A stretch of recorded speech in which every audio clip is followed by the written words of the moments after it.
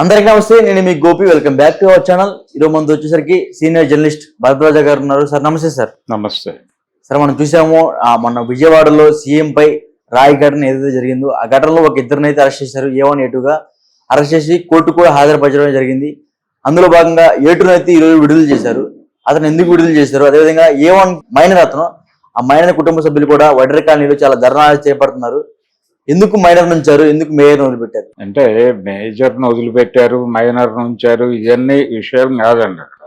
Crime జరిగింది అనేది అంటే ఎవరు కూడా నిజానికి ఆయన కంటి దగ్గర తగిలింది రాయి, ఆ ఏరియాలో కొట్టించుకోవాలి. రకరకాల విమర్శలు ఉన్నాయిగా, వీళ్ళే దాడి చేయించుకున్నారు అనేది కూడా మాట్లాడుతున్నారుగా. వైఎస్ఆర్సీపీఏ డిజైన్ చేసింది అని కోడికత్తి ఇవన్నీ కలిపి మాట్లాడుతున్నారు చాలా మంది.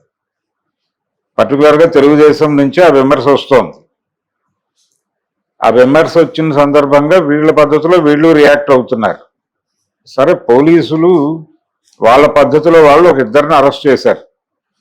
జరిగింది దాడి, రాయి విసిరారు, అది చాలా స్పష్టంగా చెప్పాడు ఆయన. ఏదో ఎయిర్ గన్ తోనో లేకపోతే క్యాట్ బాల్ తోనో కొట్టింది కాదు, స్పష్టంగా విసిరారు అని చెప్పాడు.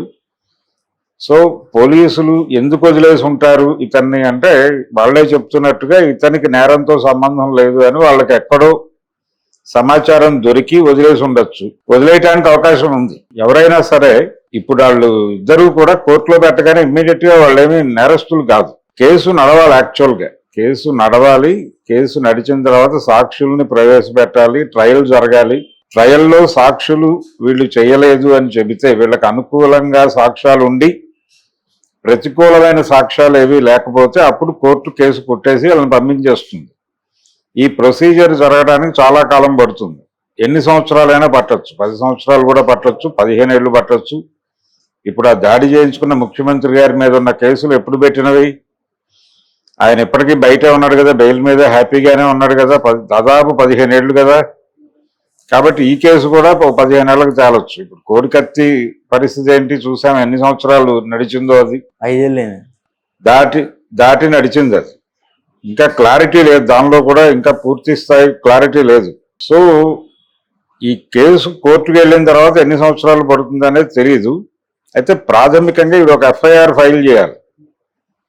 ఈ FIR ఫైల్ చేసే ప్రాసెస్ లోనే ఇతన్ని తప్పించి ఉంటారు. తప్పించటంలో బహుశా వాళ్ళకి ఒక అనుమానం ఏంటంటే, ఎక్కడో వాంటెడ్ గానే అతన్ని తప్పించారు, ఏదో ఇన్ఫ్లుయెన్స్ ఉంది, పొలిటికల్ ఇన్ఫ్లుయెన్స్ ఉంది అనేది చాలా మంది మాట్లాడేస్తున్నారు. కానీ పొలిటికల్ ఇన్ఫ్లుయెన్స్ అంటూ ఉంది అనే గనక అనుకుంటే ఆ దాడి కూడా వీళ్ళే చేయించుకున్నట్టు భావించాల్సి వస్తుంది. చేయించుకున్న దాడి అనే మాట అలాగూ తెలుగుదేశం వాళ్ళు మాట్లాడుతున్నారు కదా. ఇప్పుడు ఆ ప్రోగ్రాంకి, ఆ వాదనకి ప్రాధాన్యత వస్తుంది. ప్రాధాన్యత వచ్చి వాళ్ళు వాళ్ళ పద్ధతిలో వాళ్ళు రెచ్చిపోతారు. ఆల్రెడీ చంద్రబాబు మీద నిన్న హైకోర్టు, సుప్రీంకోర్టు నుంచి ఒక కీలక ఆదేశాలు వచ్చాయి. ఆయన తన కేసు గురించి, అంటే తనని జైల్లో పెట్టడము, ఆ వ్యవహారం గురించి ఎవరు ఎక్కడా మాట్లాడకూడదు. మాట్లాడితే గనక బెయిల్ ఇస్తూ ఆయన మీద విధించినటువంటి షరతులు ఉల్లంఘించినట్టు అవుతుంది కాబట్టి అరెస్ట్ చేయొచ్చు అని. సో అలా ఆయన్ని కట్టడి చేశారు. ఇక్కడేమో చెలరేగిపోయి ఆ టాపిక్ వదిలేసి జగన్మోహన్ రెడ్డి దాడి అనే టాపిక్ మీద మొదలవుతుంది. ప్రధానంగా ఇప్పుడు 2 టాపిక్స్ నడుస్తున్నాయి ఏపీలో.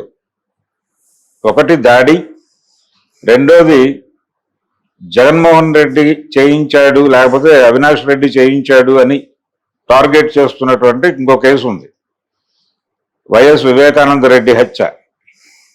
వైఎస్ వివేకానంద రెడ్డి హత్య జరిగిన తీరు మీద దాదాపు 15 రోజులుగా అది తప్ప ఇంకో టాపిక్ ఏది నడవట్లేదు ఎక్కడ. అంటే సునీత గారు ప్రెస్ మీట్లు పెడుతోంది, షర్మిల గారు మాట్లాడుతోంది, వాళ్ళ బంధువులు మాట్లాడుతున్నారు, ఇది ఒకటి నడుస్తోంది.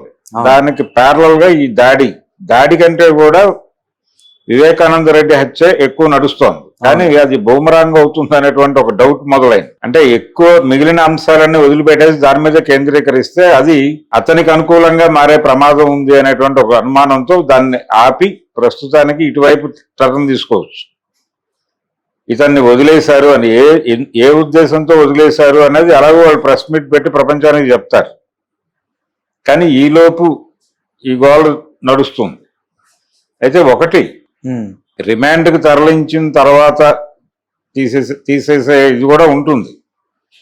అంటే వాళ్ళకి లభించిన సాక్ష్యాధారాల మేరకు, అంటే ఫెయిర్గా మాట్లాడుకుంటే, ఆ రోజున వాళ్ళకి అనిపించింది ఇద్దరు చేశారు అని, లేదు ఒకడే ప్రధానంగా ఒకడే చేశాడు, ఆ రెండో వాడు ఉరికినే పక్కన ఉన్నాడు, అతను కూడా ఉన్నాడని చెప్పి కొంతమంది మాట్లాడారు. ఇలాంటివేవో చెప్పి పంచనామా రిపోర్ట్ ఉంటుంది అరెస్టులు చేసినప్పుడు. అంటే మధ్యవర్తులు చెప్పిన మేరకు మేము అరెస్ట్ చేశామని చెప్పి కొంతమంది పేర్లు రాస్తారు దానిలో. ఆ రాసిన వాళ్ళు వచ్చి చెప్తారు ఆ రోజున. అరెస్ట్ చేసేటప్పుడు కూడా ఒక మనిషిని అరెస్ట్ చేసేటప్పుడు జస్ట్ అలా పట్టుకెళ్ళిపోరు. ఎక్కడ అరెస్ట్ చేసినా, ఇప్పుడు సపోజ్ ఒక మనిషిని, పోలీసు వాళ్ళ వ్యవహారం ఎలా ఉంటుందంటే, ఒక మనిషిని ఆనంద్ నగర్ కాలనీలో అరెస్ట్ చేశారనుకోండి. ఆనంద్ నగర్ కాలనీలో అరెస్ట్ చేసిన మనిషిని ఒక నెల రోజుల తర్వాత ఇక్కడ ఇంకెక్కడో దొరికాడని, దోమలగూడలో దొరికాడని వాళ్ళు రాస్తారు ఎఫ్ఐఆర్లో. ఆ ముందు రోజే దొరికాడని రాస్తారు. అప్పటికి నెల రోజుల నుంచి లాకప్లో ఉంటాడు. ఈ రోజు పొద్దునే దొరికాడని చెప్పి రాస్తారు. అంటే చట్టం ప్రకారం 24 hours లోపు కోర్టుకు పెట్టాలని ఉంటుంది. సో దాన్ని ఉల్లంఘించకూడదు కాబట్టి ఇతను బలానా చోట దొరికాడు, దోమలగూడలో దొరికాడు, ఈ రోజు పొద్దునే దొరికాడు అని చెప్పి రాస్తారు దానిలో, ఎఫ్ఐఆర్లో. రాసేసి అక్కడ అసలు ఇతను ఎవరో కూడా తెలియనటువంటి ఒక 4 పేర్లు ఆ పక్కన కిళ్ళి కొట్లు అవి ఉంటాయి కదా, అవును, వాళ్ళ పేర్లు రాసేసి వీళ్ళ సమక్షంలో అరెస్ట్ చేశామని చెప్పి ఒక జాబితా రాసి కోర్టుకి అప్పచెప్పేస్తారు. ఈ కేసు ట్రయల్కి వచ్చినప్పుడు వాళ్ళు వచ్చి సాక్ష్యం చెప్తారు. వాళ్ళు పోలీసులు మనుషులే కాబట్టి, రోజువారీ పోలీసులతో బతకాలి కాబట్టి, అవునండి ఇతన్నే మా కోర్టు ముందే అరెస్ట్ చేశారని చెప్తారు వాళ్ళు. కోర్టుకు కావాల్సింది అదే.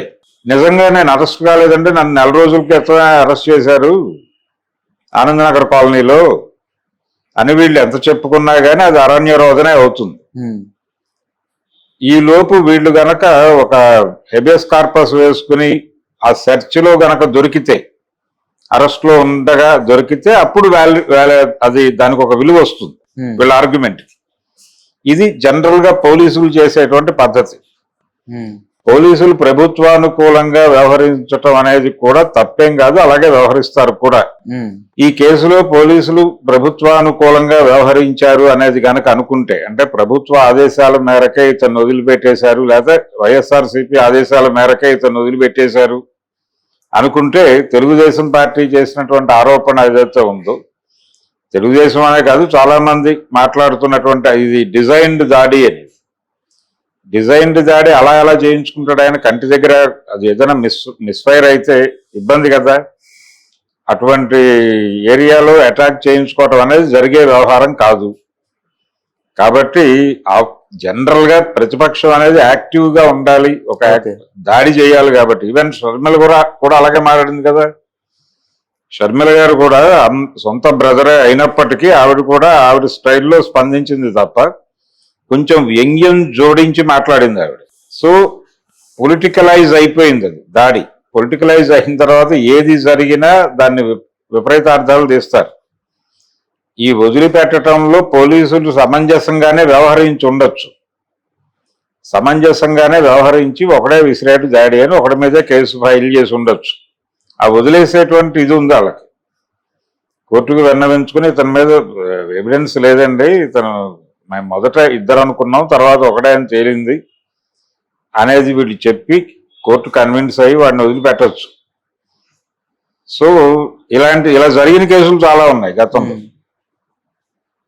ఇలా జరిగిన కేసులు ఉన్నాయి. అసలు అరెస్ట్ చేసి కోర్టుకు తరలించే ప్రభుత్వానుకూలంగా పోలీసులు వ్యవహరించటం అనేది ఈ సమయంలో నిజమైన సబబేనా అనేది కొంత డౌట్ఫుల్ వ్యవహారం. ఎందుకంటే ప్రభుత్వం సుప్త చేతనావస్థలో ఉంది. ఇప్పుడేమో యాక్టివ్ గవర్నమెంట్ లేదు అక్కడ.